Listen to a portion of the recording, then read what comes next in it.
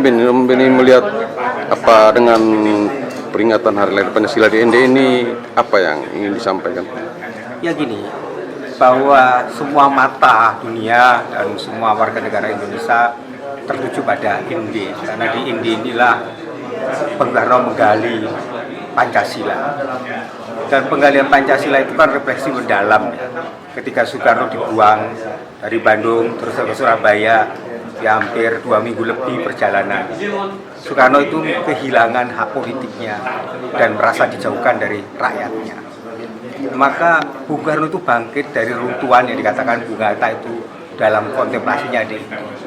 Maka di Indi menjadi pusat peradaban Pancasila, karena di Indi itulah Bung Karno berkontemplasi. Maka berjumpa dengan tani, berjumpa dengan nelayan, terus kemudian membuat drama tonil sampai 13 Agustus. Dan drama-drama itu secara simbolik Bung Karno menggugah semangat kita untuk rakyat mau merdeka. Jadi kemerdekaan di situ. Tetapi Bung Karno refleksi itu mendalam karena dia berjumpa dengan para pater-pater SPD, yaitu Pater Bumem dan Pater Herisius, dan mereka bersahabat. Dan tiap hari Bung Karno ke perpustakaan itu membaca buku, sehingga proses-proses perenungan yang sudah lama dia gali dari Pancasila itu, Bung Karno melihat Pancasila itu secara global.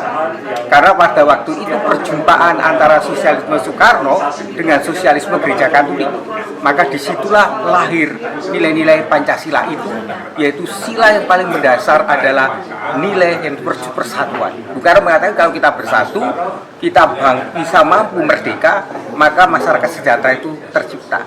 Jadi Bung Karno itu mulai menggali, mulai dari 1 Juni, yaitu ketika sidang BPK itu, ketika Rajiman tanya, dasarnya negara apa? Dasarnya Pancasila.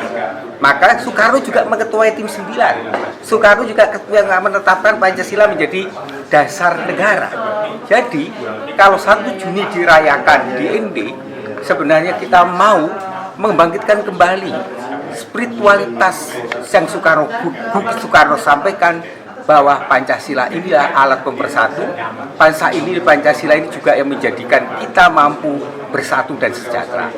Buya Sapi mengatakan kalau Pancasila itu dijalankan dengan baik dan para elit politik itu menjalankan Pancasila, maka keadilan sosial akan tercipta. Itu pesan Buya terakhir sebelum wafat. Pancasila harus dijalankan menjadi acuan dari kebijakan publik, maka kesejahteraan akan tercipta.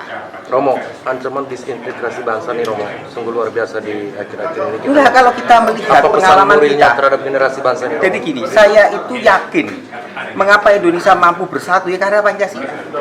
Setelah reformasi kita melihat semua konflik bisa diselesaikan. Karena apa? Saya yakin bahwa apa yang dikatakan Gus Dur, karena Pancasila itu sudah menjadi gugus ini cara berpikir, bertindak, benar, berrelasi, itu yang menyatukan Uni Soviet pecah. Arab Spring mengalami pergolakan.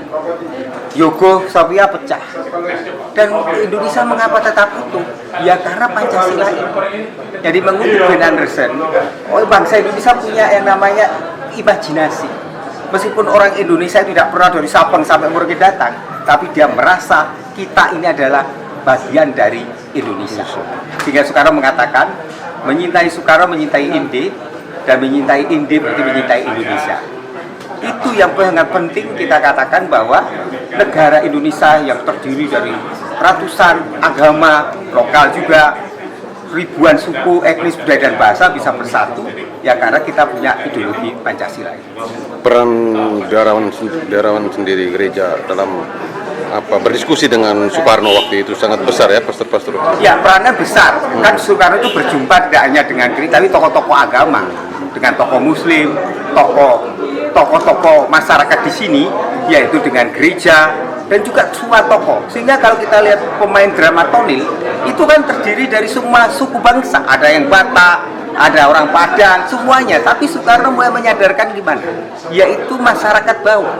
Bayangin, itu buruh, petani, nelayan yang tidak bisa baca tulis tapi bisa memainkan drama tonil. Itulah kehebatan Soekarno.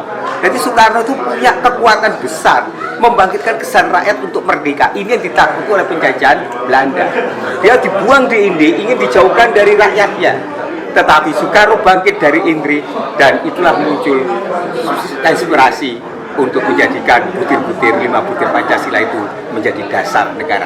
Sehingga ketika Soekarno bicara di sidang BUPKI, yaitu persiapan kemerdekaan itu maka Soekarno ditanya, Rajiwan, apa dasarnya Pancasila? Dan itu kesaksian Bung Hatta bahwa dialah yang melahirkan dasar negara kita ini, Pancasila.